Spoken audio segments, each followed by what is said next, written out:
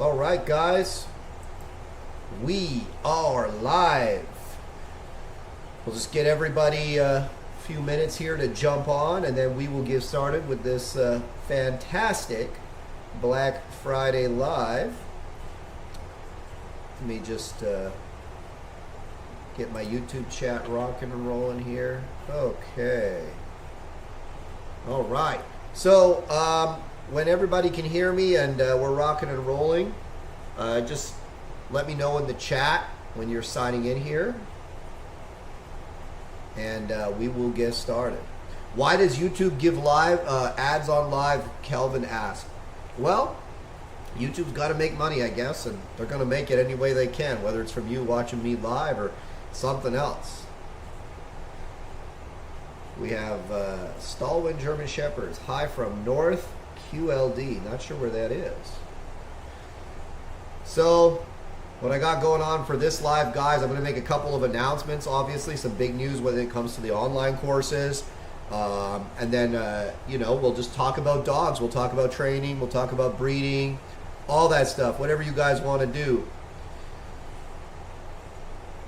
So, for this one, I got this really nice Perdomo cigar. This one looks really good. I held it up there so maybe you guys can see. It's like 20th anniversary. Somebody at the Florida seminar got this for me, and I greatly appreciate it. I'm going to enjoy this one as we get started. Okay. All right. So, as per usual, we are in the Queensland, Australia. Okay, so we got some Australia in the house. We got Anthony from Australia. Man. Got some people from all over the world as per usual. We got the UK. Happy American Thanksgiving to all the folks from America. I know it's your Thanksgiving, and that's why we have this Black Friday event.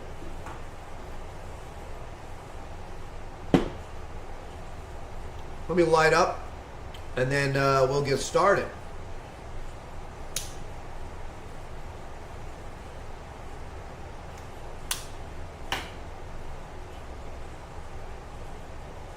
Okay, guys. Bosnia. Oh, Ermin. I remember meeting you at the Worlds. Nice to see you in here. We got Chandra. All right. And for those of you that are new to my lives, basically what I do, I come on here, I enjoy a cigar, I talk dogs, I answer your questions, I talk training, I talk about what's going on here at Shield, and that's how we do it.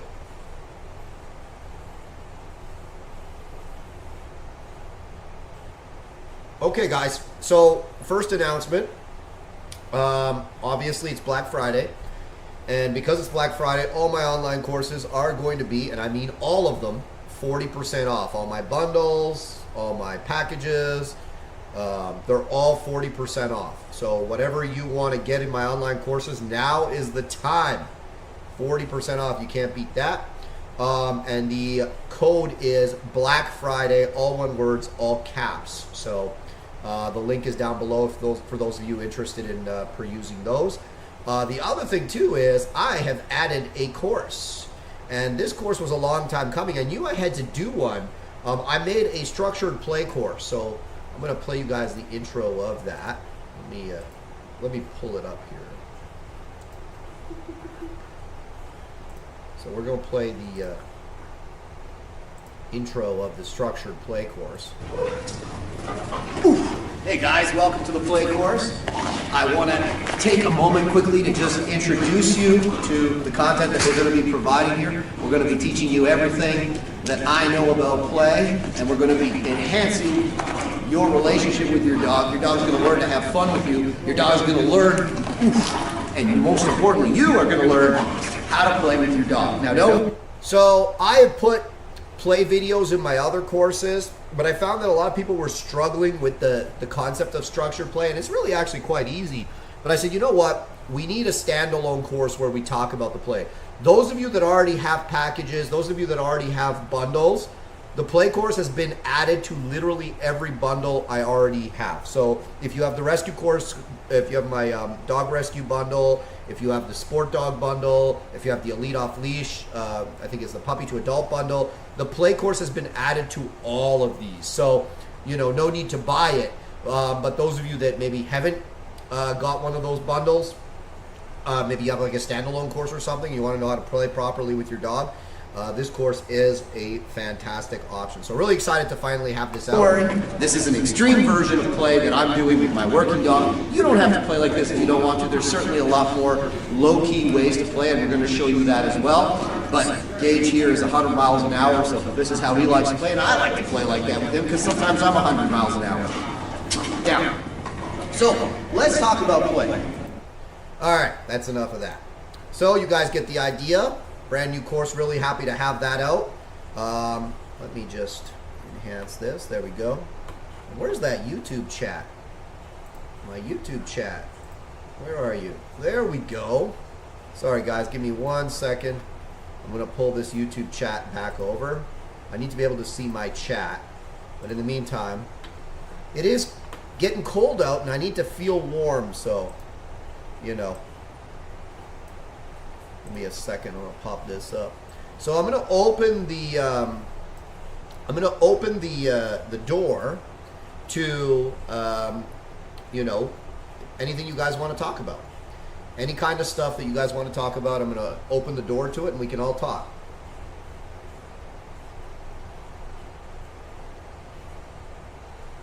So Ricky Moore says, is the Pro Trainer course discounted? It is. This year I decided to discount it.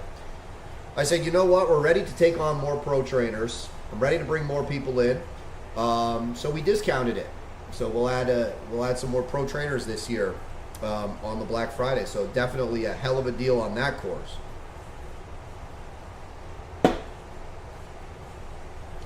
Yeah, so play is super popular, like the idea of play, but I think a lot of people overcomplicate it. Play is actually really simple. It's really easy to do with just about any dog. And it has enormous upside. So when you play with a dog, you have, so let's say you have like a pet dog. The upside of play with a pet dog is it's a fantastic way, obviously, to reinforce behavior that you like. But it's also a great way to give that dog an outlet for their energy in a structured way, in a productive way. It can really, you know, burn the energy of the dog in a productive way, and it can exhaust them very, very quickly if you're doing it the right way. The other thing I like play for is if I have like fearful or nervous dogs, I often bring them up with play. So like utilizing the play always brings those dogs up, and you know, it helps them, you know, build their confidence and maintain their emotional stability even when dealing with stress and all the various things that those types of dogs get worried about. And then for sport dogs, man, you got to be able to play with your dog. I can't tell you how many people have come to me for coaching with their working dog, and they got no ability to play with that dog. And, you know, it's really hamstringing all the things that they could accomplish with the dog. So play is simple, but it's also very important, and you need to do it in the right way. You need to understand it, right?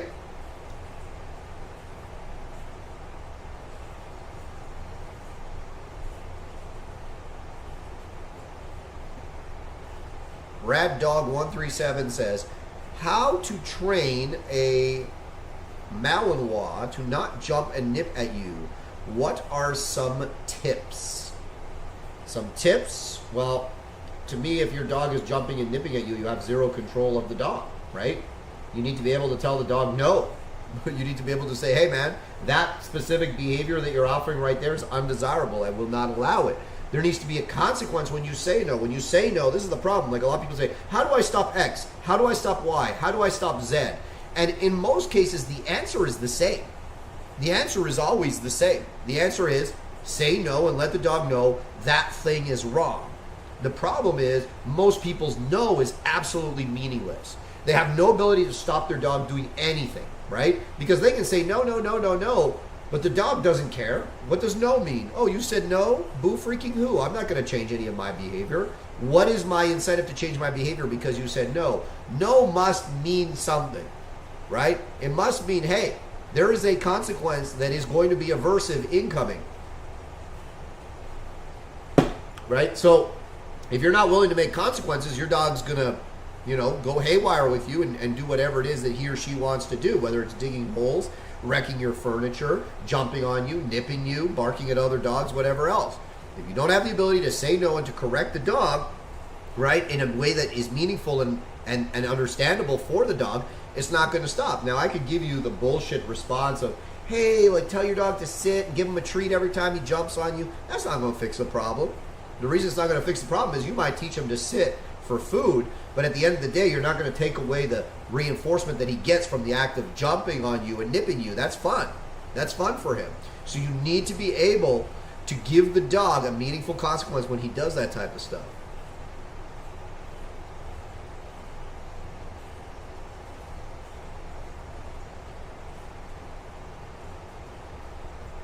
Jerry Duell says, hi, Has, do you offer an IGP protection package at Shield? Do you mean like if you want to get helper work here, like you want to build your IGP dog here? Sessions are possible. It depends on what you want and when you want it. I don't do a ton of helper work for individuals just because I'm pretty busy and I'm also not cheap. But that being said, it is possible, so you can hit us up, info@shieldcanine.ca, and ask, and if it works, it works.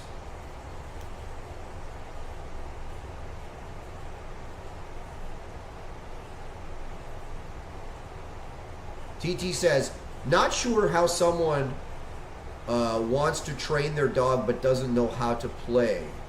Yeah, that's very true. There's a lot of people that just don't know how to play. Now, listen, you can force a dog into doing just about anything you want them to do, but you need to be able to balance your training. It's not that sometimes utilizing, a level of have to in your training is wrong. It's that if you don't balance it, if you don't give the dog the other side, then how can you expect the dog to look, decent? How can you expect the dog to be happy in the work? How can you expect the dog to want to do what you want him or her to do? Structured play is so important. I see a lot of people doing it wrong too.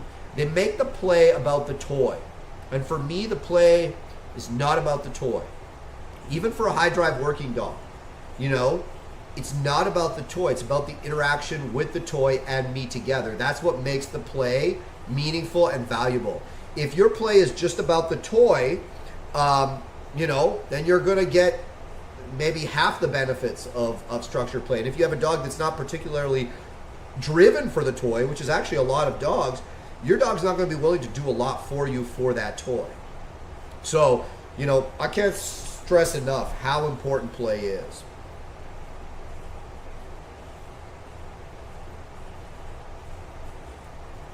Someone said, Calvin said, yeah, but if the dog is high drive and highly motivated by food, trying to feed the dog from the hand would become difficult because you'll be trying to use both plus positive reinforcement and negative reinforcement, confusing the dog. What are you talking about, Calvin?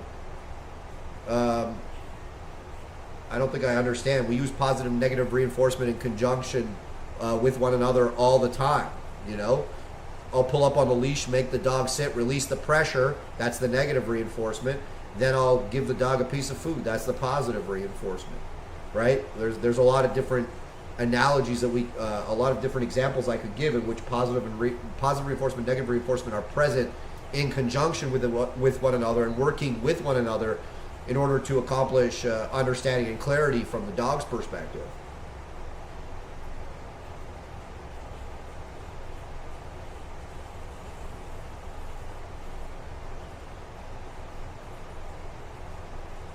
Velcro says, I know this is a complicated topic. It's really not, by the way.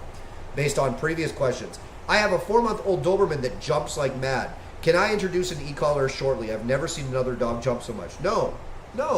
The e-collar is not the solution for this problem, right? You just need to be able to have a no that's meaningful. And then for some reason, I think it's because people see me utilizing e-collars. Like my dogs wear the e-collars a lot in the training videos that I post. How often do you actually see me use the e-collar in those videos? Not very often. right? And when I'm using them from a negative reinforcement perspective, in which I'm reinforcing desired behaviors from the dog, right? Now, a lot of you have questions like, my dog does X that I don't like. My dog does Y that I don't like. He jumps, he nips, the e-collar is not for this. The e-collar is an advanced training tool that you can utilize to reinforce, obedience training. Can you use it from a behavior modification standpoint? Sure, but it's like not necessary at all. Not necessary at all. If I have a puppy that jumps on me, right? I got these things, right? And let's say I don't like this big puppy that's jumping on me. He's making too much. All I have to do, take my hands like this, right? As he jumps up, no. And I'll bring my fingers down right across his face, right? Right across his nose. And that's going to create this like very unpleasant, quick, disorienting brushing thing. No, right? Woof. Like just both fingers, both hands, just whoosh. Just whiff him right across the nose, very firmly. And you'll see, no, whoa, what was that? What happened there?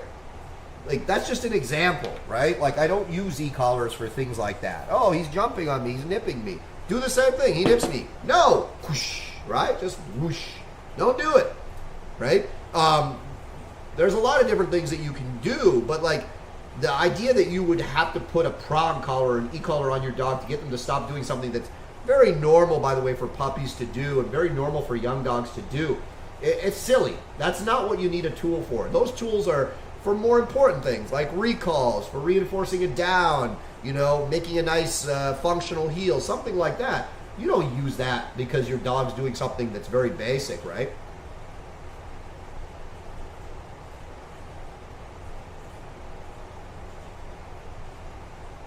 Calvin says, if you're trying to stop the dog from biting your hand, that is. Oh, I get it.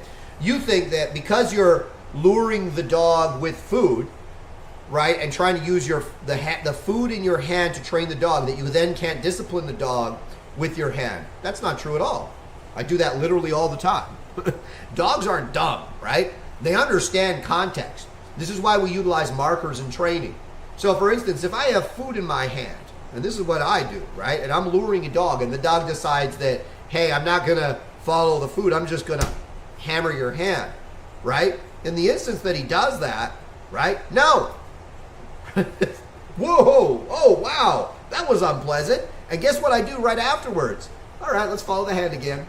And they'll be like, oh, okay, I'll follow the hand. And they might be a little cautious in the beginning, but they'll learn, hey, the contingency, dogs are big on contingency. The contingency for the aversive consequence, whether it's from my hand, from my leash, from my e-collar, whatever it is based on your behavior. If you bite the hand, that's bad, right? If you follow the hand and try to get the food in the hand, that's good. See, what a lot of dogs do is they bite at the hand, and most people are like, ow, and they open their hand, and the dog eats the food out of their hand, and then the dog's like, hell yeah, that's what you do. You just attack the hand until it opens, and then you get the food, right? That's the dog negatively reinforcing you into the desired behavior. Now, what I do is I punish that behavior. If you bite me, I will punish you. If you follow the food, I will reinforce that behavior, right? If you follow my hands, I will reinforce that behavior. I've done that with literally every dog I've ever, any high drive sport dog that I've ever trained. This idea that, dog can't understand that this can discipline and this can reward is silly. I'll pet the dog with it, I'll feed the dog with it, and I'll discipline the dog with it. And it's not a problem, right? Everything in balance. Rad Dog says, prong collar with leash for that undesirable behavior. No, I already answered your question, but no, not at all. Again, it's a puppy. For me with a puppy, I'm not going to put a pinch collar on him to get him to stop jumping on me or nipping at me. It's not necessary. I'll just make it clear, hey man, that's wrong, don't do it. I am a big believer. I have raised so many working puppies, and we're speaking about working puppies. Most pet dogs aren't like that, right? But I'm a big believer. I've raised many working puppies. I do not utilize tools with them for the most part, like very few exceptions, and especially not for bad behavior like nipping at you or biting you or jumping on you. I don't use tools at all for that stuff. right? I use, number one, good management, right? I don't expect a little baby puppy to behave like a well-trained adult dog, right? I'm going to reinforce that puppy's desired behaviors. I'm going to make training like 95% positive. I'm going to manage that puppy properly so he doesn't get put into situations where he's going to do something that is wrong. And then in those small few instances in which he does do something that is particularly egregious, a behavior that we really can't tolerate, like biting, I'm going to firmly and quickly discipline him, and then I'm going to move on as if nothing happened. A lot of people, for some reason, can't wrap their head around that. They're like, they're either all positive or they're all, drill sergeant, just beating up on the dog. It's like, no, balance in all things. I love you, I pet you, I feed you, and hey, don't do that, right? Good boy. Very simple, very simple.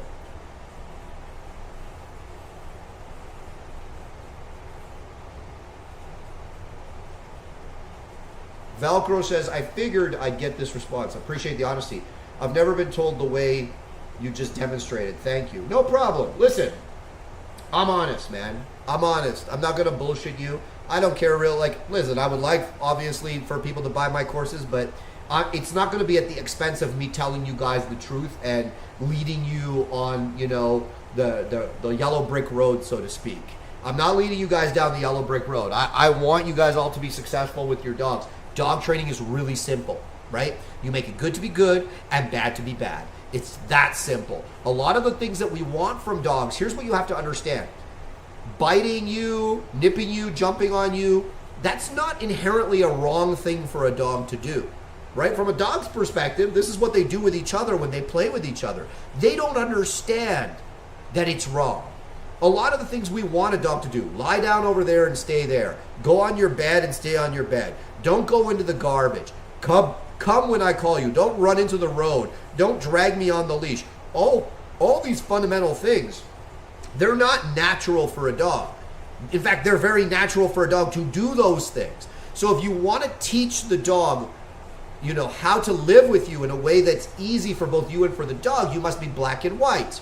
Right? White is, I like these behaviors. I'm going to show you how to sit. I'm going to show you how to down. I'm going to show you how to go on your bed. I'm going to show you how to come when you're called. And I'm going to make these a very positive experience. I'm going to make these positive experiences for you. I'm going to use food, play, praise. I'm going to use all of these things to reinforce, to shape and reinforce these desired behaviors. I'm also going to use some negative reinforcement to show you how to be reliable in these behaviors. But then there's those things that you just must not do. Right? You must not bite me. You must not be aggressive to other dogs. You must not eat garbage, because if you eat garbage, you can eat something that'll kill you. You must not run into the road because a car will hit you and die, and you might die, right? All of these things, right?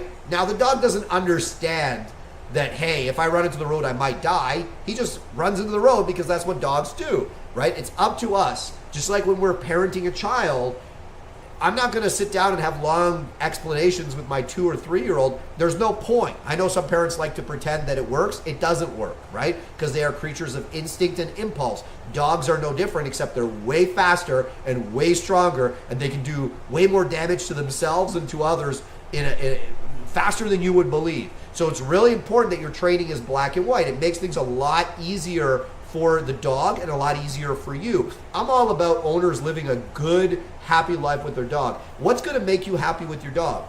The dog listening to you, the dog following, your instructions when you're out and about, the dog being able to be free to experience the world. These are the types of things that are going to make you have fun with your dog, whether it's a working dog or a pet dog. And anything that takes away from that is detrimental to your relationship with the dog. Get rid of it. Get rid of it.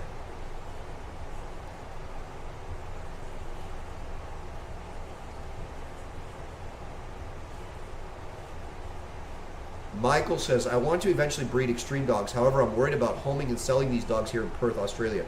What are your thoughts for marketing and selling proper working dogs? Well, Michael, I have good news for you. I don't care if you have 2 extreme dogs, you're not going to be producing extreme dogs consistently. The whole idea of extreme is if we have a distribution, right, where we have, below average, average, and then extreme, okay? Extreme implies that the dog is rare, right? That's why I always laugh when people say, I have a high drive dog, blah, blah, blah. And a lot of these dogs that are high drive really aren't that high drive. And a lot of people that say they have extreme dogs, they really don't actually have extreme dogs, right? Extreme is rare. That's the whole point of saying it's extreme. It's extreme on the Pareto distribution. It is extremely rare. So even if you have two extreme dogs and you breed them with one another, the majority of the puppies might be good in drive. They might be higher in drive, but they will not be extreme because the very definition of extreme negates that possibility. So, for instance, my dog Chico is extreme, right? He is an extreme dog. There are not many like him. I know that if I breed him, I'm not going to get that same level consistently. I'll get dogs that are, below. Sometimes, occasionally, I will get dogs at that level, but I won't consistently get dogs at that level because that level is rare. It is an exception to the rule. It is extreme. So don't worry. Breed for extreme, you won't get extreme for the most part, and it's a good idea. Somebody at Hunter says, when is the Irk and Kamikaze litter due? That litter is due. She's 2 weeks now after the breeding, so we got 7 more weeks to go.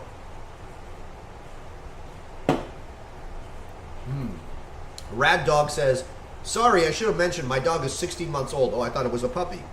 He jumps and nips randomly, but all right, I'll correct him how you mentioned earlier. Thank you. Yeah, even for like older young dogs, like what you're describing, I will generally not use tools for that type of behavior. That being said, at that age, you might want to consider utilizing a tool. But my question to you is the tool, the pinch collar, is it just no? Is that all it means for you, right? E-collar, prong collar. A lot of people think of these tools as no, right? I use my e-collar when you're bad. I use my prong collar when you're bad.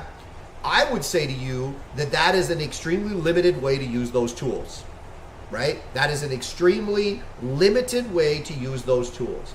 Those tools are excellent for negative reinforcement. Those tools are better at negative reinforcement than punishment. What's the difference between negative reinforcement and punishment? Well, negative reinforcement is something that you do to increase the likelihood of behavior or even to teach behavior. It's reinforcement. You're reinforcing behavior. Yes, you're utilizing pressure and release, right? So I'm pulling up on his collar. He sits, I stop pulling. I pull down on his collar. He lies down, I stop pulling. That's negative reinforcement. I'm using that to manufacture behavior or to reinforce existing behavior. Prong collars and e-collars are fantastic for that. You're talking about using them in a punishment context. Punishment is when you want to remove something. Don't jump on me anymore. Don't bite me anymore. Don't bite that other dog anymore. This is where it gets a little dicey with these devices. E-collars and prong collars in the hands of people that aren't really, really good with them, right, are not particularly good at punishment, right? They can be used as punishers, and they can be effective as punishers when they're used in the right way with correct timing, right? But, again, be cautious. There's a big caution flag on this. Again, if you want more information on this, get my my Elite Off Leash course, get my Puppy to Adult course, or get my Reactive Rehab course. Either one of these goes into the difference between the two and how to use them properly in both contexts. Or it might be that these tools are not necessary for what problems you're describing. Khalil says, hello Haz, I have a 1.5-year-old Malinois. I want to buy your sport dog bundle today. Do you think it's appropriate? The dog knows nothing. It's a green dog. Well, it would depend, Khalil. Whoop, what happened there? I lost you. It would depend, Khalil, on, let me just move this. It would depend on what do you want. Do you want to do sport dog training? If you want to train your dog for sport, then by all means, that's an excellent idea, right? You can certainly do. You can certainly take the sport dog package, and there's a lot of different courses in there that are good, for developing a sport dog. If you just want the dog to be a well-behaved, pet dog, active companion, take my Elite Off Leash course, right? The Elite Off Leash course is going to teach your dog all the fundamentals of being an active companion. See, a lot of people break their courses into like all the different commands. I don't do that with a lot of my courses. A lot of my courses are complete, right? So my Elite Off Leash course is how to teach your dog not to pull you on the leash, how to teach your dog to ignore distractions, how to teach your dog to sit, to down, to stay, to go to place, to heel next to you, to recall under any circumstance, to play with you, all of that stuff, right? So if that's what you need, then get that. If you want sport dog stuff, then do the sport dog stuff. Uh-oh. Guys, it said my chat disconnected. Let me know if you can hear me before I continue.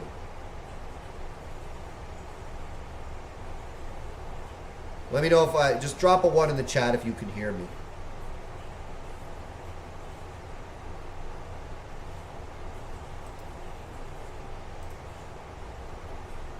Yes, no, maybe so.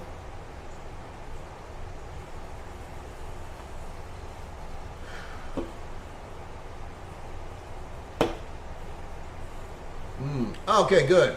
Perfect. I didn't want to just keep talking if you guys didn't hear me. All right. Okay, guys. Get the likes up, please. I want to see some more likes on this video before I continue. I guess I have a delay in the chat because it just takes a little bit for it to jump through. But I'm going to answer some more questions here. I'm just going to read through this.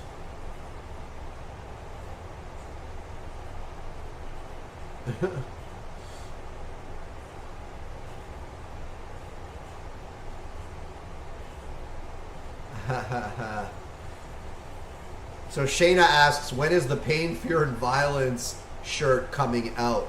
I thought it was already on the website. Maybe double check that website. I thought it was already there. For those of you that don't know, I made a t-shirt kind of making fun of the force-free trainers that always accuse me of, you know, being Hitler reborn because I tell the truth about dog training. So, yeah, it's a good shirt. I think I'm wearing it today, actually. Elise Holton says, dogs don't mess with the Hasmeister, no siree. And there's a box. I don't know how to take that one. I think I'm just really clear with the dogs, and that's why it works, right? At the end of the day, when you're clear, and you're black and you're white with the dogs, they thrive on that clarity, right? And I think it's your duty as someone that handles a dog, owns a dog, trains a dog, to be clear with them. John says, I've got your book about 3 feet from me right now, about halfway through it. Awesome, John. I'm happy to hear it. Urban says, back to puppies. When you give health guarantee on your puppies, what does that include? It includes hips, elbows, and spine. Velcro says, I love the e-collar for recallers, giving my shepherd so much off-leash freedom, which gives her and us a better life. That's very true. That's exactly how it is. Stanley says, any books that you have read that have changed you into a better trainer? Nope. Can't say that there has been any dog training books I've read that have done that. Only thing that turned me into a better dog trainer was training a lot of dogs. You know, for sure some seminars that I went to were impactful. But for the most part, it's just training dogs. Just years and years of training dogs.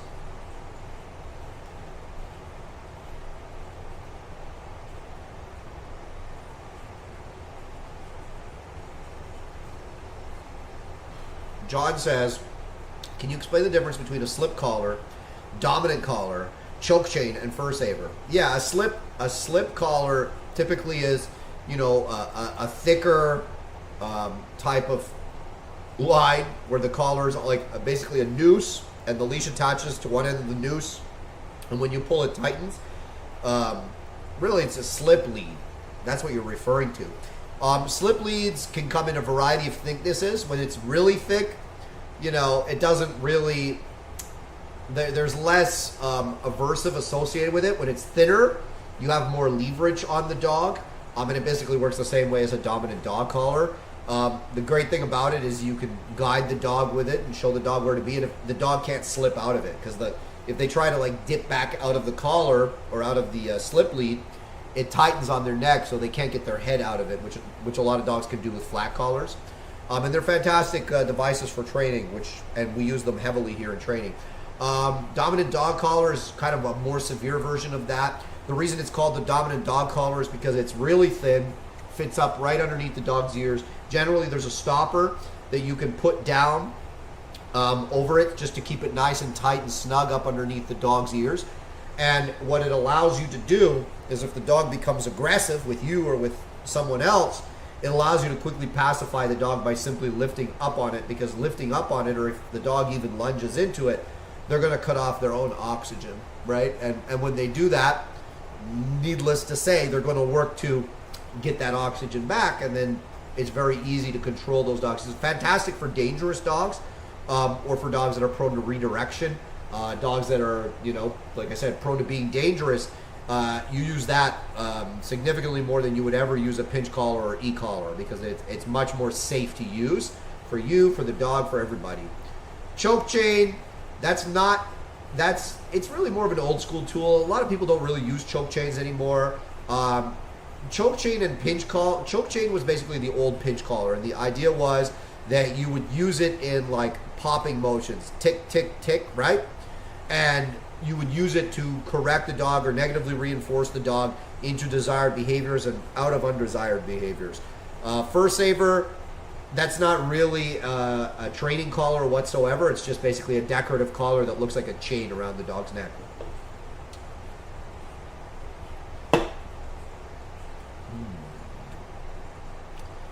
Let's see what else we got here. Khalil says, thank you, Haz. I will buy the sport dog bundle. I already know how to do basic training things, but in Mauritius, I've never seen a dog focus heel or do sport obedience. Well then, if that's what you want to know how to do, you get the sport dog bundle.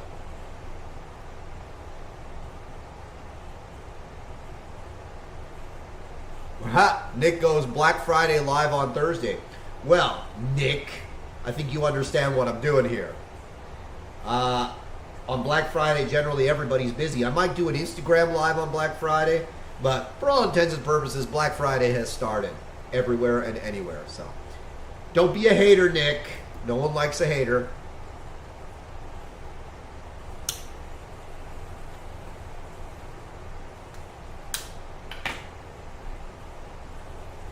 Shada says, I don't see it, nor do I see the play package yet.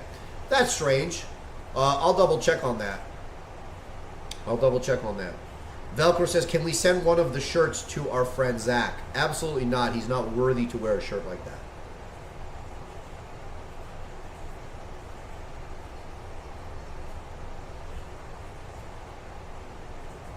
Rad Dog says, will you breed Gage in the future sometime? I don't plan on it. Anything's possible. I have a bit of a controversial take. Some people won't like this, but it's kind of worth its own live almost. In my opinion, and this will be controversial. If you are not willing to use force, you can never, ever do anything meaningful with a strong dog, right? If it's a truly strong dog and you are unwilling to use force, you're unwilling to use, compulsion in any context with that dog, you will never achieve something meaningful with that dog. And it's funny, me and my friends that I train with were talking about this recently, because, we all kind of like a certain type of dog. We like dogs that are stronger.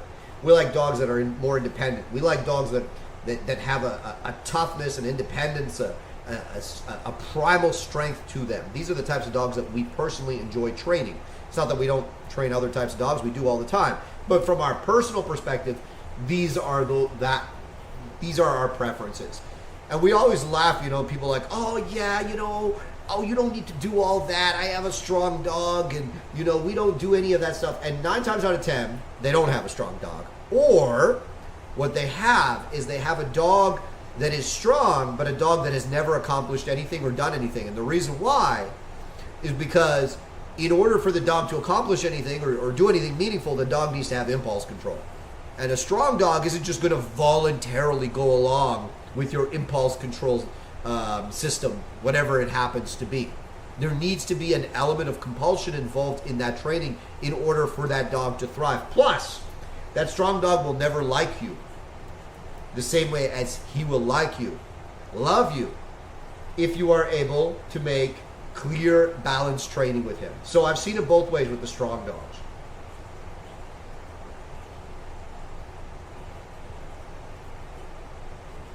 I've seen people that see themselves as the dog whisperer reborn. So They think they're basically, they try to alpha roll the dog, or, basically become the pack leader with the dog, and they do all sorts of silly nonsense, or they just try to beat the dog into submission, but it's a strong dog. If it's a truly strong dog, that's very hard to do. And what it does is it just creates a ton of conflict, and the dog's always trying to bite them, or does bite them a lot. And again, they're never really able to accomplish anything. The dog will never perform for them. The dog will never do the things that they need the dog to do in order to, let's say, obtain a title at a meaningful level, or have any kind of, good functional obedience, anything like that. But when you see a handler that is able to take those dogs, to straighten them out, and to have a very clear relationship with them where the dog knows, hey, this guy is in charge, but this guy is also fair, and there's clarity in the relationship. This is right, this is wrong. And I can't mess with him, but at the same time, he will allow me to be me. He will allow me to express myself to the fullest in the right situations. The dog will love you. Those dogs will love you. Okay, you talk about the other dogs that I've had on this channel, Mace, Onyx, Chico, I'm sure there's some that I'm forgetting. Those dogs love you when you have that type of relationship with them. It's so funny to me when I hear about people, like, they talk about, I prioritize my relationship with my dog. That's why I utilize bribery, and I don't make him do anything he doesn't want to do. Well, what kind of a relationship is that? That's a bribe. That's a bribery-based relationship. You're nothing but a trick to that dog. You know what I mean? And that dog will never give you his all. That dog will never respect you. That dog will never truly love you. That dog will tolerate you, maybe. He'll coexist with you. Go get my food, bitch. All right, rub my belly, bitch. And you'll be like, oh, he loves me. No, he's just using you the way that you want to be used.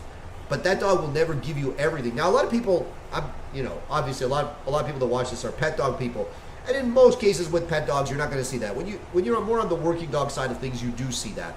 Not that pet dogs won't love you if you're very balanced and clear with them. Of course they will. But it's more imperative when we're dealing with that primal type dog. That dog that reaches a little bit further back to his ancestors than maybe your average dog does.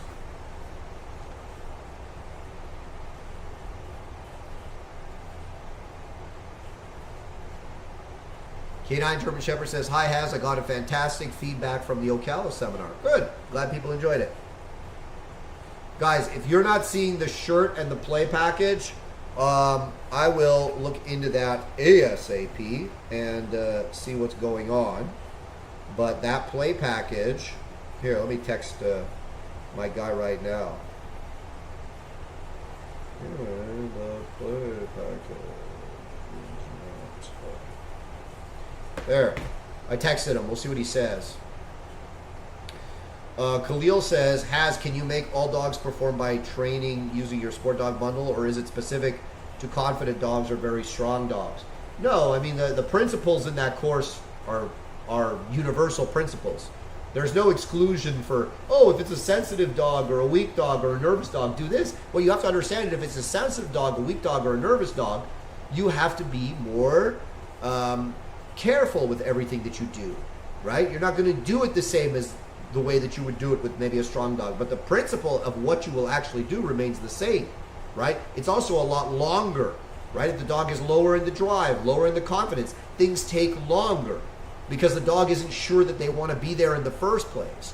So it's really, really important, right? It's really, really important that you understand that the fundamental principles of dog training don't change regardless of what type of dog you have. Just the level to which you do it and the speed of adoption that you can expect, that's where you'll see maybe some changes. Hold on, let me text him here. Like it's not in their bundles. Okay.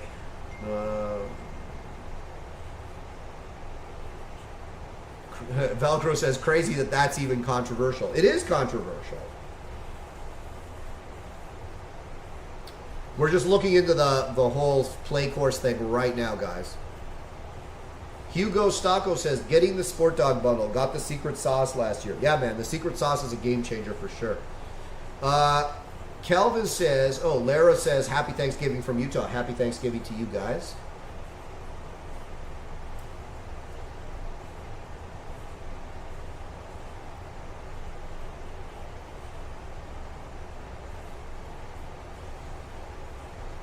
Kelvin says, why don't you breed Gage?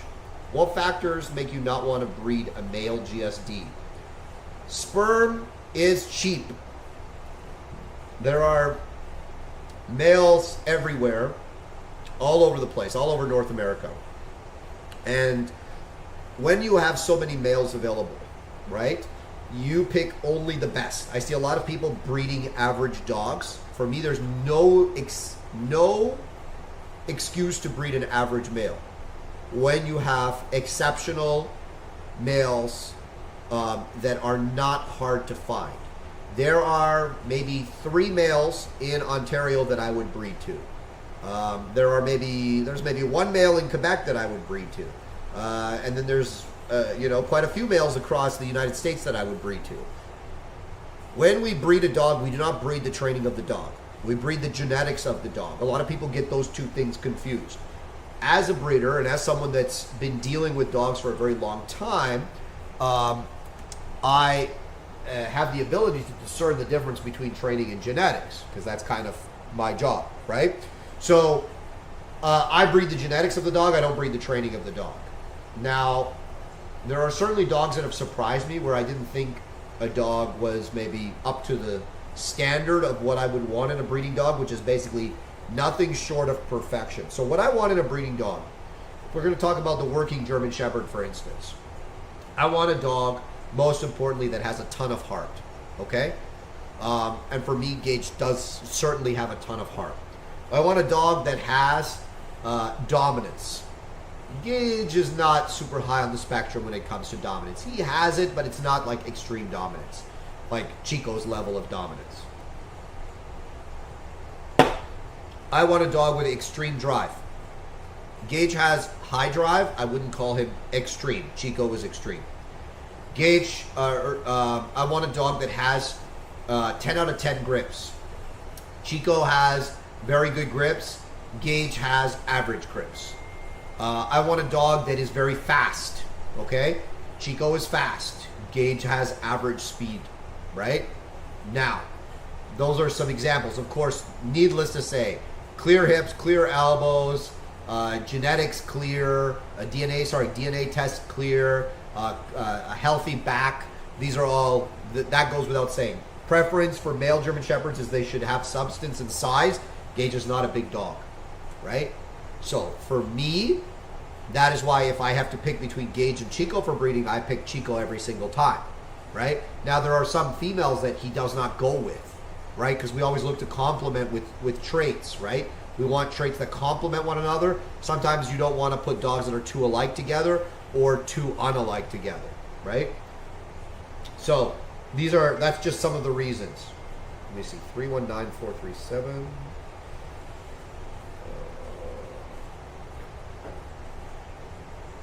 Give me a second here, guys. I'm just getting on here with my website guy. 319. All right. We're looking into that whole play course thing right now. Okay.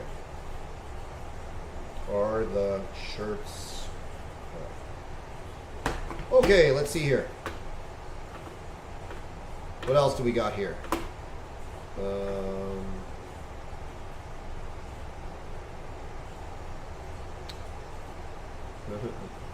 Michael says Gage versus Onyx versus Chico in terms of extremeness and mental strength. Onyx and Chico had similar levels of drive, like they were both extreme in the drive. I would say that Chico is harder to pressure than Onyx was. Onyx has better environmentals than Chico does.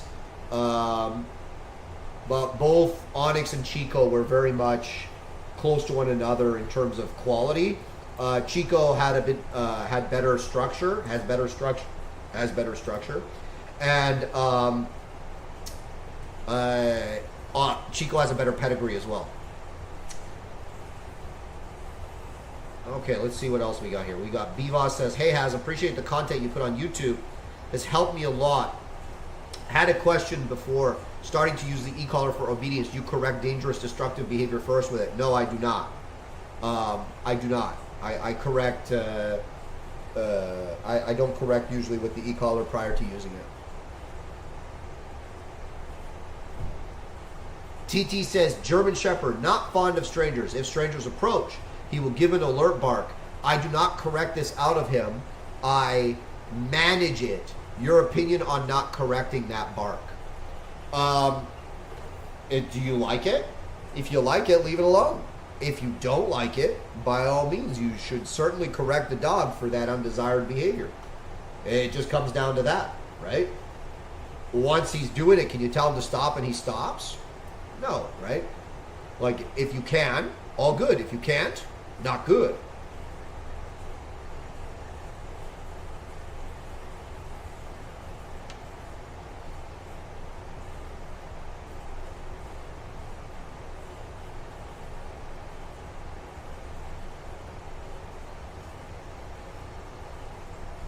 Costas asks me the question, for the certification, he's talking about my pro trainer certification, how do you know that the handler in the video have trained the dog and not somebody else? Because when you first sign up to my pro trainer course, you have to make a video. Well, first of all, we Zoom with one another, and then you have to make a video in which you show me the dog green. You have to show me that, I want to see you giving commands to the dog. I want to see that the dog clearly doesn't know what it, doesn't have any obedience training. And it says, okay guys, so it says the play course has been added to all 4 bundles. If you have those bundles, you should have access to the play course. So just, sorry, jumping off of that question there. Yeah, so listen, I see the dogs before. You guys are on the YouTube channel. You only see my my certification videos because that's the end. That's after they've gone through the course, they've gone through the training. That's the end that you're seeing there. So I see the dogs when they're green. How about gold? So guys, the play course should be live.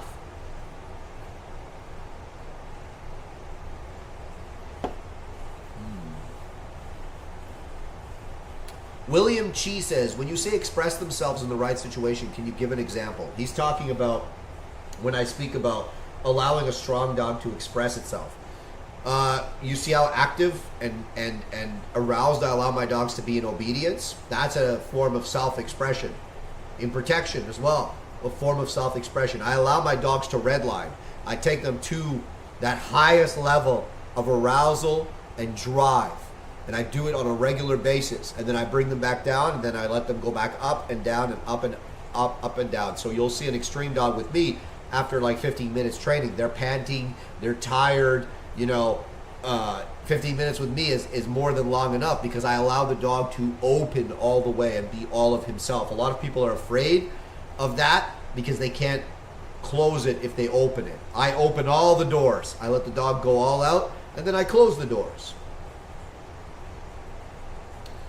Elise Holton says, the pet people are often scared of you and try steer away watching. Hardcore viewers only. No, I got a lot of pet people. The vast majority of my clients are pet people.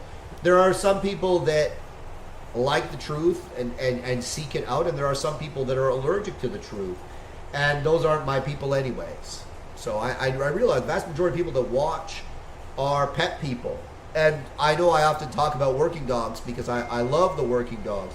But I want you to understand, guys, that all the fundamental principles of dog training, right, apply to all dogs, whether it's a Maltese or an extreme Belgian Malinois. How those manifest, of course, are different, but the fundamental principles are the same. A dog is a dog is a dog. They all respond to the same things. They all learn, think, and communicate the same way. One just might do it at 1 mile per hour while the other one goes 100 miles per hour. But when you understand those fundamental principles, you're able to train that little Maltese or that extreme Belgian Malinois. At the end of the day, dog training is dog training. I know a lot of people want to pretend it's super different depending on the breed and the dog. No, it's not. The fundamental principles of dog training don't change.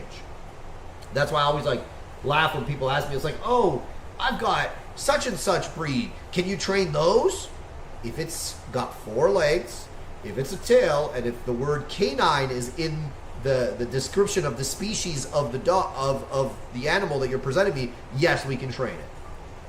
Fundamental principles, universal principles.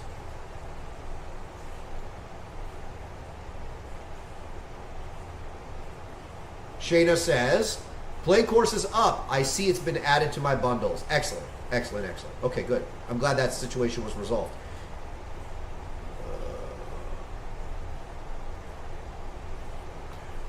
Josh says, hey, in your professional opinion, what methods do you find work the best to break up a dog fight when a dog won't let go of another dog due to dominance? 3-year-old German Shepherd dog, reactive.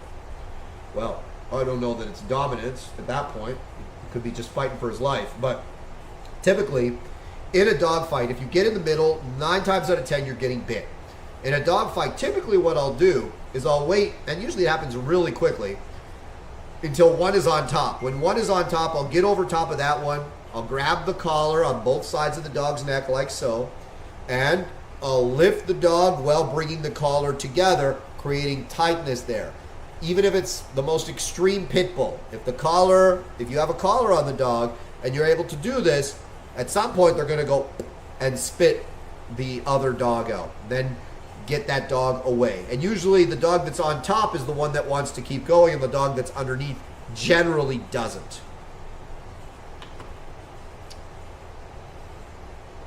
Jacob says, is the play course a module in the Elite Off Leash? We show some play in the Elite Off Leash, but no, it's its own course. Let's see here.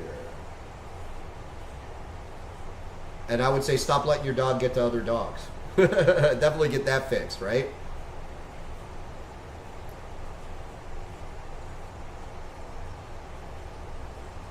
Aaron says, what type of male would you breed Taz to? Well, I bred her to Irk, right? Now, the reason I bred her to Irk, I've never met Irk in my life. What I have met are numerous puppies out of multiple females from Irk. And they all show a lot of very similar traits. They're active dogs. They are driven dogs. They have nice grips. They're generally fairly stable and confident, but they're also sensitive to the handler. They learn quickly, and they want to please the handler. They have a lot of pack drive. Taz does not have a lot of pack drive, and she's not sensitive. But she also has extreme drive, fantastic grips, and she's basically like a female version of Chico. So I think that breeding is going to produce some really, really top-tier sport dogs, and really dogs for any purpose, police dogs or whatever else.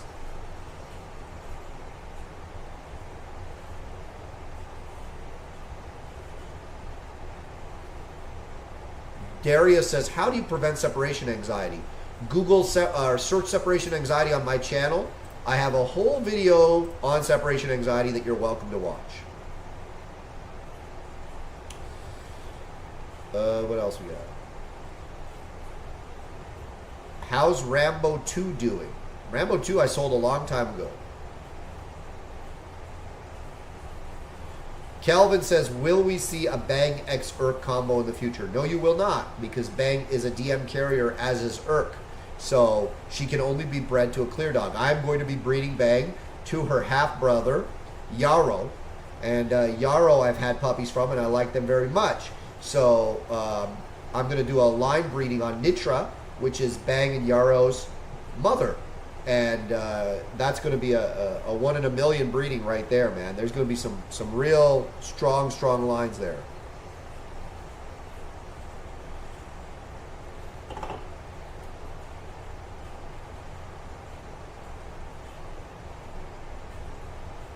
You know, one thing that always gets me, like, for the sport dog people, right? I see it all the time, is I see a lot of sport dog people, they go to, like, seminars and trainings with, like, people that have never accomplished what they want to accomplish, that have never done what they want to do. And then they're, like, doing all this silly nonsense that doesn't actually work. And then you see them, like, time and time again, like, you know, looking at the results they get and wondering why it didn't work. It didn't work because you're training with people that have never been where you want to go, right? I just see, like, a lot of that. And it always kind of makes me scratch my head, because I'm like, why would you train with someone, you know, that A, hasn't coached anyone to be where you want to be, and C or B hasn't been there themselves, so they don't even know what they're training you for. It's always like wild for me.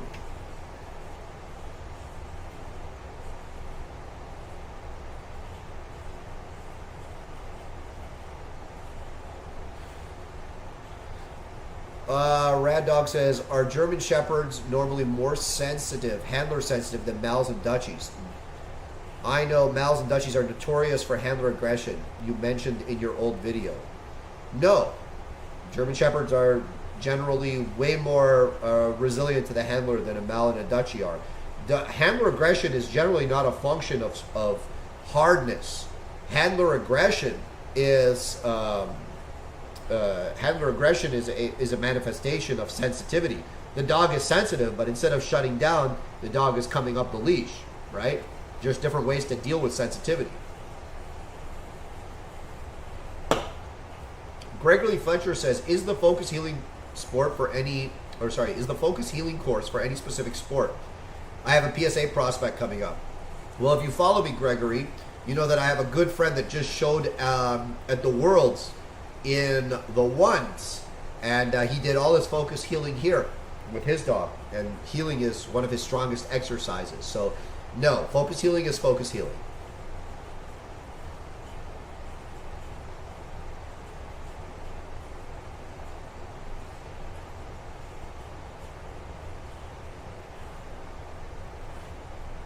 Anybody got anything else for me?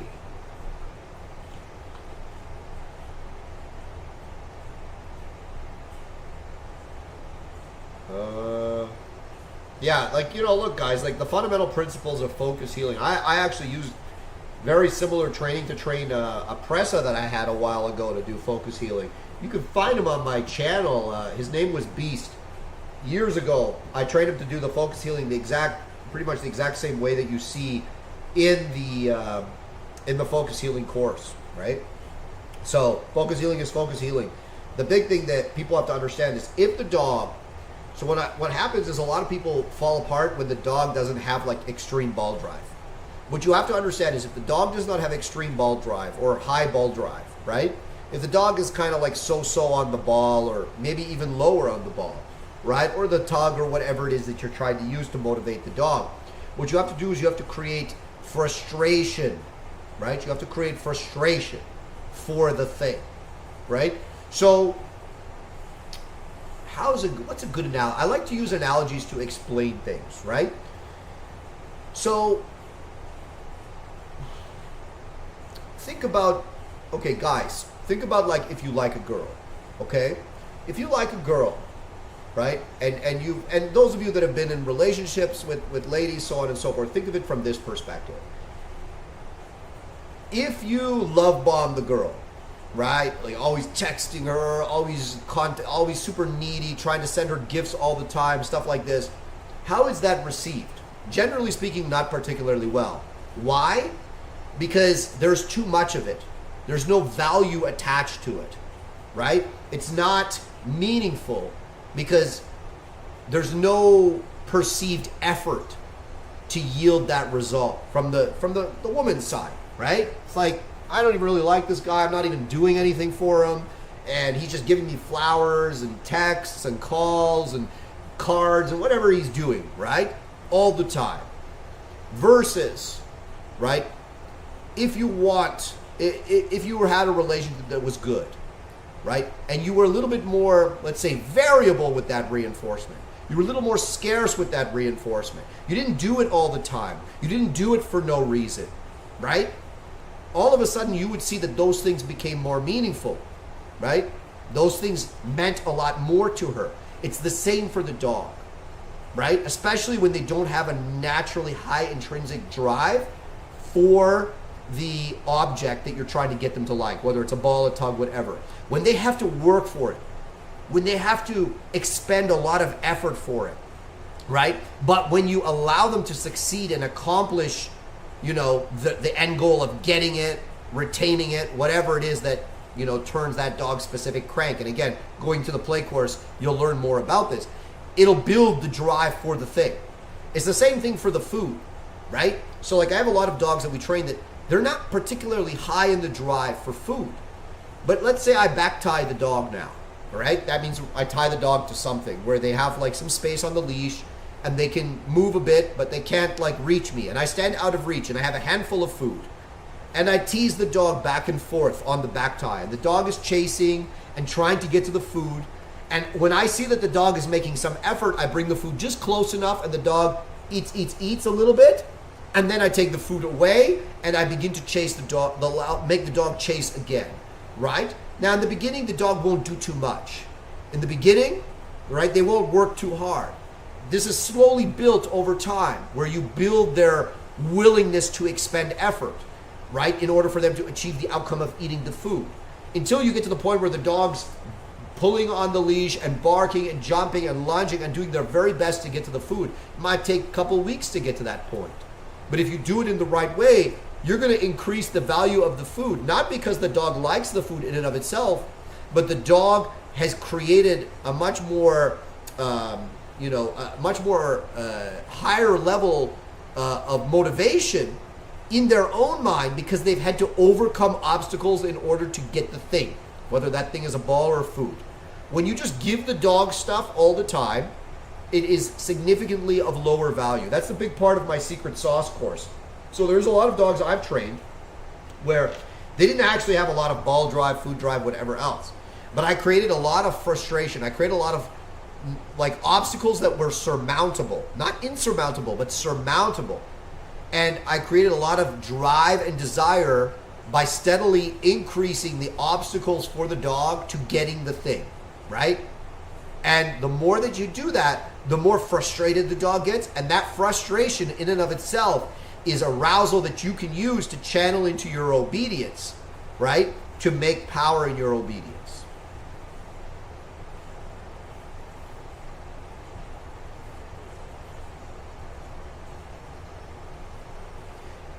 Jacob Pierce says, I bought the puppy course, then I decided I want the elite off leash instead of purchasing the bundle. Do I qualify for the play course? Email us at info@shieldcanine.ca. We'll see what we can do for you tomorrow.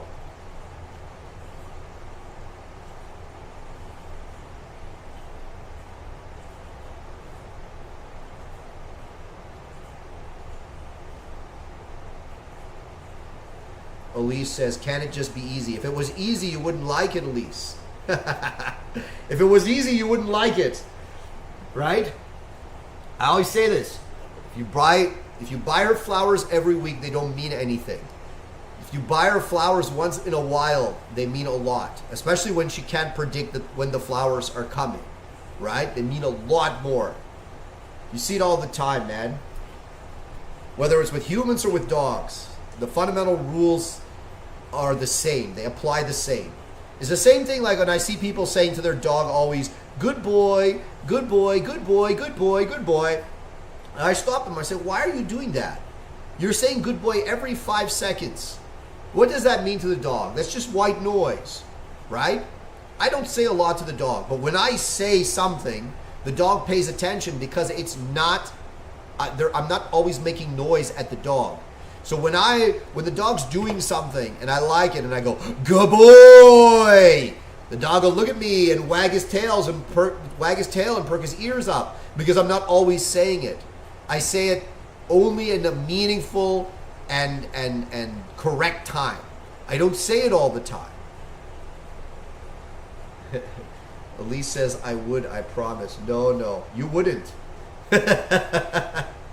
You wouldn't.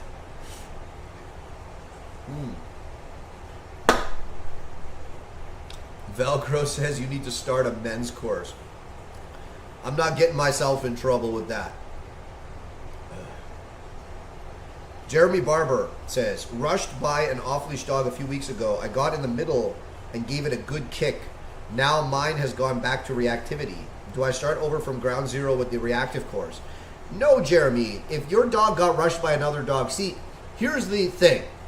If you have a dog, okay, and the dog was reactive and something bad, and let's say you correct the reactivity, then something bad happens.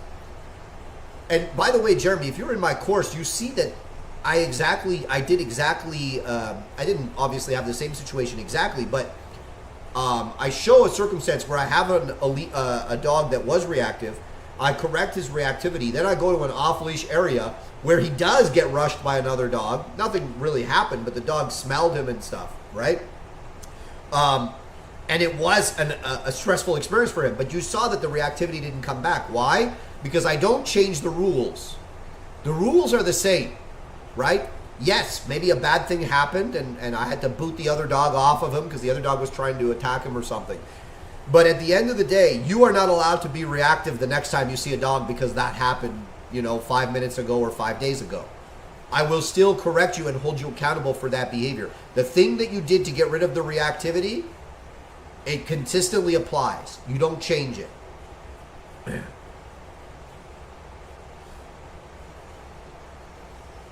Joseph says, I know you said you got danger from him way back when.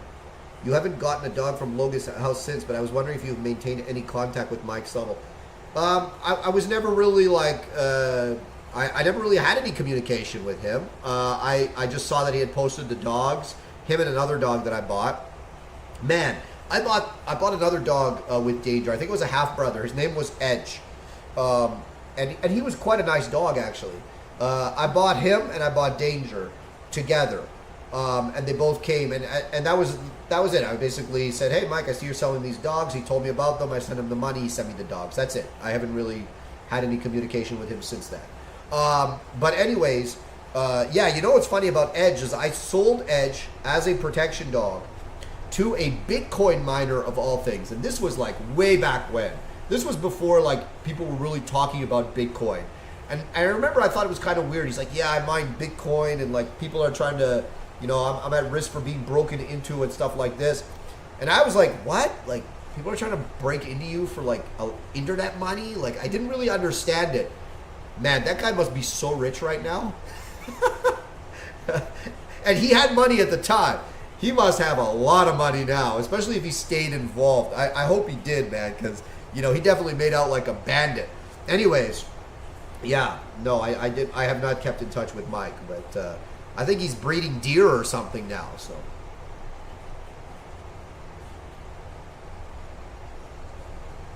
Jindo Man says, if the woman is real and likes the guy, and the guy is not bribing, begging, she will like the kind gestures over and over.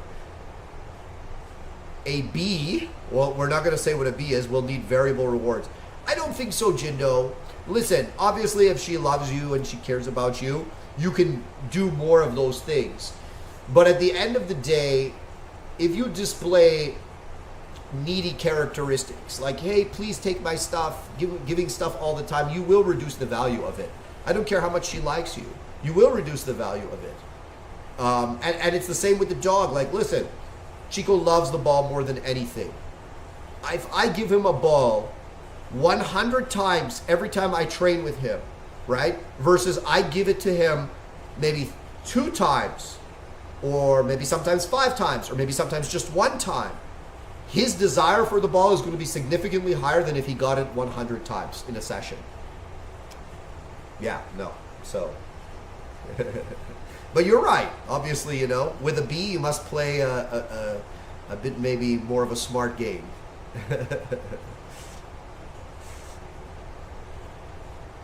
These are the conversations that get interesting. The neediness is the key, not the gesture. Dogs are different. I have no comment. I have no comment. Dogs are less complex. Dogs are less complex. I won't say that they're different, but they're less complex. Rad Dog says, advice on 2 male dogs. Can they coexist together? Yes, depending on the 2 males. TT says, do you have a training class on teaching a dog to track a shot deer game animal? No, but I do have a footstep tracking course. Kelvin says, what's harder to train, IGP or PSA? IGP, it's 3 phases. Karen says, hey from SoCal. Hey, hello to you. TT says, If not, would be a good seller. Yeah, I don't really do deer. I don't really do like hunting. It's not my thing. So.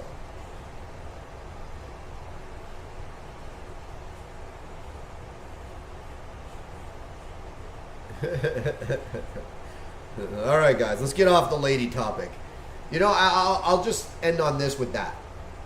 Humans, I don't care if you're a man or a woman, we're more complicated than animals, but we're not as complicated as you might think. That's it. Rad Dog says, depends on male dogs, as in more level-headed social dogs, or the actual dog breeds. Yeah, I mean, it depends on the individuals and the breed, for sure.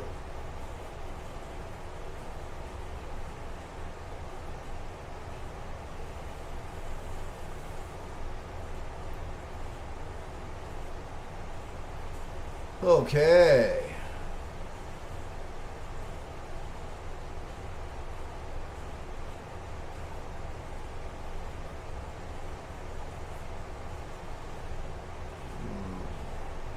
Tips for training a leash-sensitive dog. Use less pressure. Right? If a dog is sensitive, use less. That's all. You can use less to accomplish the exact same thing. If a dog's really sensitive on an e-collar versus, okay, let's use Chico as an example. Not at all sensitive on the e-collar. I'm typically in the upper levels with him, between 100 to 127 is typically where I'm using the e-collar with him. Right? I will use it the exact same way for a sensitive dog, except I'll be at maybe 2 or 3 out of 127. That's it, right? Just reduce your pressure level. Reduce your pressure, right, until you're at the place where the dog is responding in a productive way. In fact, always start lower with any dog. Like any dog that I'm training, I don't start at the highest level, or I don't even start at a moderate level. I'll always start low, see how they react to that pressure. And if I'm seeing productive reactions or unproductive reactions, I'll, adjust appropriately.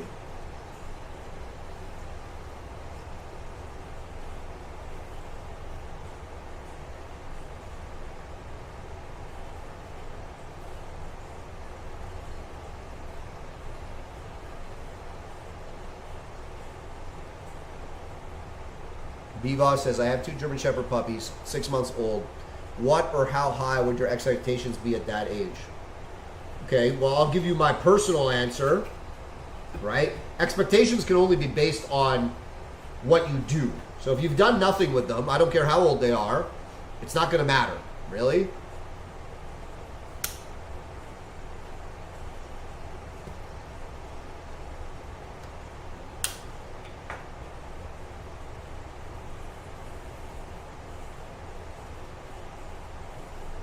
But let's say you brought me these 2 dogs, right? Or let's say they were raised here and trained here.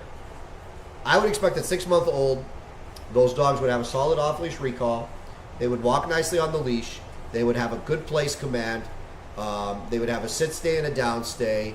And they would be able to control themselves around distractions. And they would have a decent ability to play, fetch the ball, tug with the ball, bring the ball back, so on and so forth.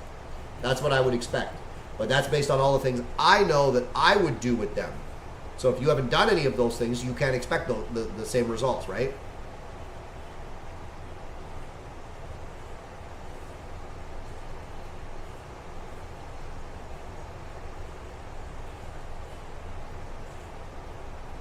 Kelvin asks an interesting question. When having a competition dog, when do you know it's the right time to stop and give them a break? When did you know you had to stop Onyx's IGP career? Well, for instance, Gage typically does not train, the vast majority of the time because he's fully trained. He knows all the things he needs to do. I track with him occasionally, and I'll do obedience and protection with him occasionally, but we're talking like maybe a couple times a week. When trial season comes up, I'll turn that up significantly. But for now, we're going to stay at that kind of very low repetitions of training just because all I'm going to do is make him stale. I'm going to overtrain. For a dog that is still developing skills, that dog's going to be trained, daily. Why did I stop Onyx's IGP career? Because there were just too many training issues that we were having that I knew I would never make the outcome that I wanted to make with him, and I would never have the picture I wanted to have with him, right? It's not that we couldn't do it. Obviously, we made an IGP3. It's just that I knew it wasn't going to be what I wanted, and I wasn't willing to put in more effort because I could see that the outcome wasn't going to be what I wanted. And I knew it was time to move him along, and I think it was the right move to make.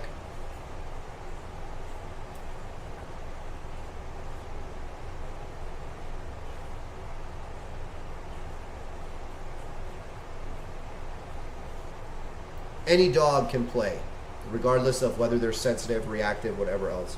Somebody asks, can one teach any dog to prance during the focus heel? Yeah, I mean, prancing is based on the head position and the structure of the dog. So some dogs won't have much of a prance. Like you'll notice that Chico does not prance very much. Gage has more front end movement. A dog that I had a while back, Yaxie, has enormous front end movement.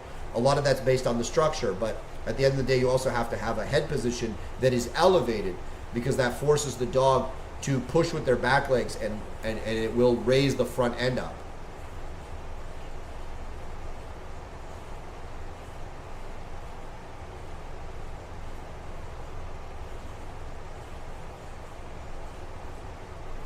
Ford's Canine says, I have a question. What do you use or what method do you use to get speed back during the retrieve? I see a lot of trainers teaching the dog to take a toy plus dumbbell. It seems like that's an extra step. I mean, typically I reward a lot when the dog comes in and sits in front of me. It's really simple. You know, a lot of people kind of overthink it. But at the end of the day, in the training, in the beginning, the dog will not be fast because the dog's not 100% sure what you want. But as the dog becomes sure what you want and how to obtain the paycheck, they will become faster and faster and faster in the exercise, especially when they learn that completing the exercise leads to drive satisfaction. So I think a lot of people overcomplicate retrieves. I do certainly give the dog a toy when they come back, sometimes just rewarding the speed in and of itself. But when you just reward speed, sometimes you can create another issue, right? So you have to be careful with that.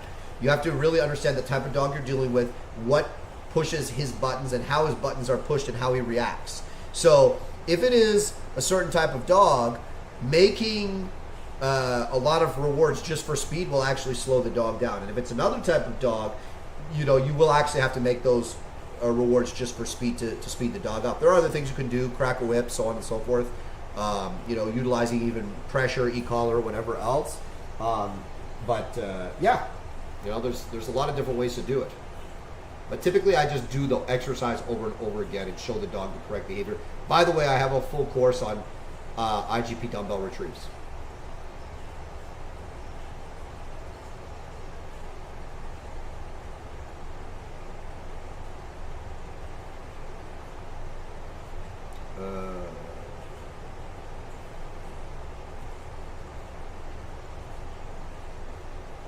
Jati says, what's the use of a fixed point pad? The use of a fixed point pad, I assume you mean like something that the dogs put their front feet on. Typically trainers will use like a bowl or something, teach the dog to perch on it with their front feet, and then teach them to move their rear end independent of their front end. That's not something I actually do. I don't need a bowl to teach my dog rear end awareness. Again, if you take my Focus Heel course, you see how I teach rear end awareness. By the way, I'm working on my formal fronts course, and that's almost done. So hopefully I'll have that out to you guys in the next couple of weeks. And it's the same idea, right? I don't really use bowls to teach my dog rear end awareness.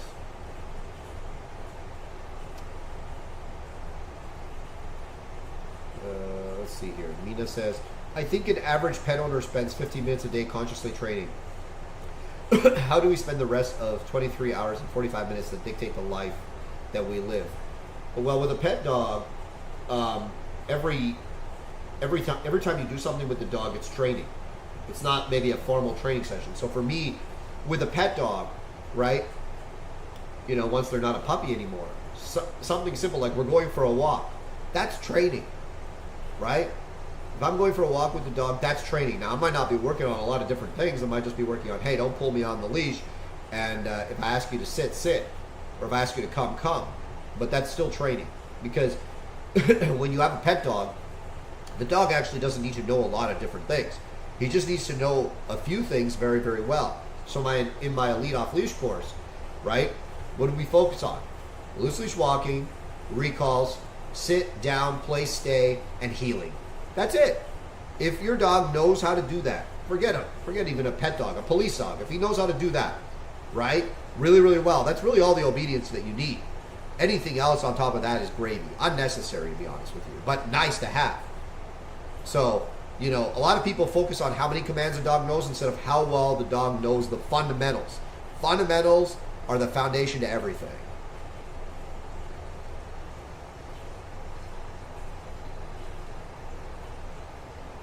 Elise says, rough estimate on building muscle memory and prance on a naturally gifted, enthusiastic Malinois. How many times a day, in your opinion? I would do it like maybe twice a day, 10, 15 minutes. That's it.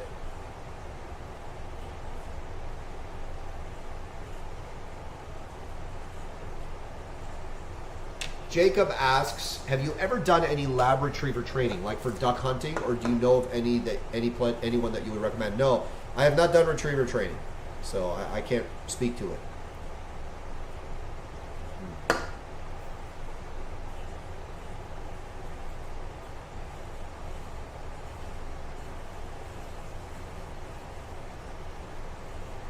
Someone said it would be really great for people watching if they would at least hit the like button for you answering their questions. I agree, that would be nice.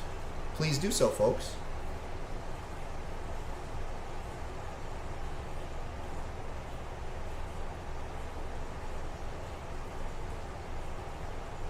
Dev says, is the sport obedience bundle applicable for all breeds? I have a lag mix who likes food and the ball a decent amount, and I love the picture of the obedience I see on your channel. Yeah, 100%. There's no limitation. You know, if you got a little mixed dog, by all means, do it. Ariana says, when you're raising a sport pup, how do you go about balancing the training for pet behaviors and sport training? I just train them completely out of context. You know, like pet training is kind of like every day. Sport training is like specific sessions, short sessions, maybe like maximum like 10 minutes.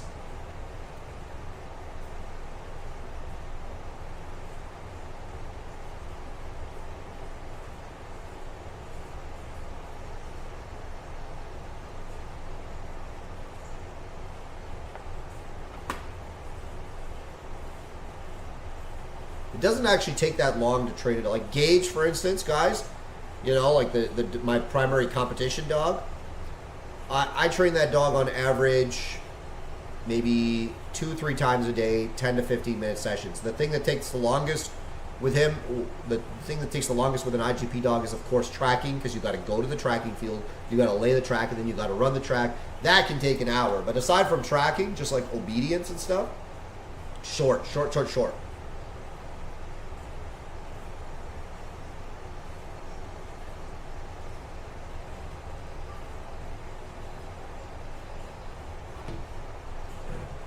Apparently, guys, I am told that the t-shirts are up on the website, so let me know.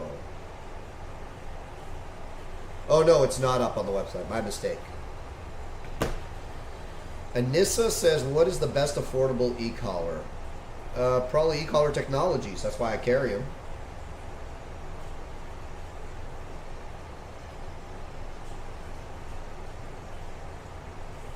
Well, guys, it looks like we're winding down.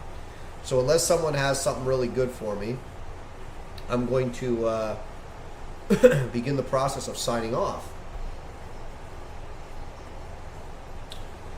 Calvin says, how long would it take to train a green sport dog to like IGP 1 readiness on average?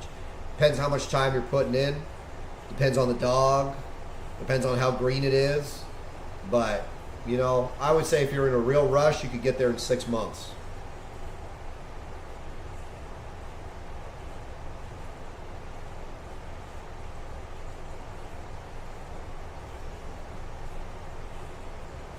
Thanks, guys. I'm glad you enjoyed it. I'll see you guys on the next one. I'll probably do one on my Instagram in the next couple days, just because it's good to do that. Shayna says, don't forget to mention your Patreon. Some gems on there too. Yes, my Patreon. Thank you, Shayna. Patreon down below. Just check the link in the description. I put some different stuff on the Patreon. A lot of the behind the scenes stuff that I'm doing. A lot of my own personal training sessions, stuff like that.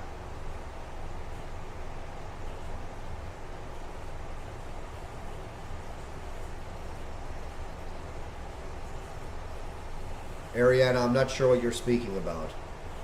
Financially earthy sport when you had Ann Lee on as a guest. I'm not sure what you're talking about. What's your favorite part of IGP? Man, you guys aren't letting me go. My favorite part is when I step on the competition field with my dog. And it's time to shine or not shine. Oh, Ariana, that's a long answer, but financially healthy. Okay, yeah, that's a long answer that I don't think we can get into on this one. All right, guys, check it out on this one. I'll see you on the next one. Thank you for watching. You all have a fantastic Thanksgiving weekend if you're in America, and if you're not, have a fantastic weekend.